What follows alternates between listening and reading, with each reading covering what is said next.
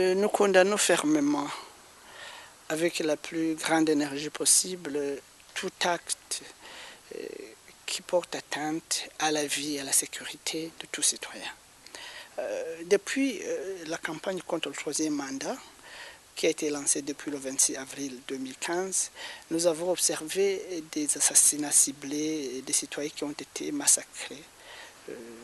Se sont fait massacrer simplement parce qu'ils ont osé défendre la constitution du Burundi. Alors,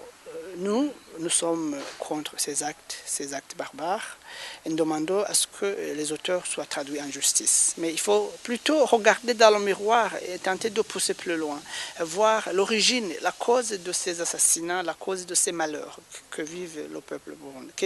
burundais.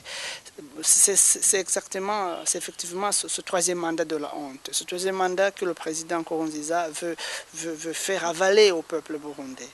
Ce troisième mandat anticonstitutionnel qui a déjà causé beaucoup de dommages dans ce pays. Alors nous pensons qu'à côté de cette demande ultime que nous avons faite visant à demander à ce que les auteurs de ces crimes soient traduits en justice, il faut aussi demander au président de la République de renoncer à ce troisième mandat qui devient source d'insécurité, qui devient source d'instabilité, non seulement ici au Burundi, mais aussi dans la sous-région. Mais notre message diffère bien sûr du message que le chef de l'État a délivré le soir de l'assassinat du général Adolphe Nshimirimana, parce que lui,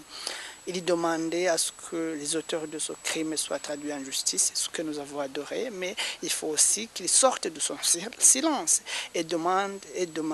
à ce que tous les auteurs des crimes que nous avons observés ces derniers jours, y compris la tentative d'assassinat du leader des droits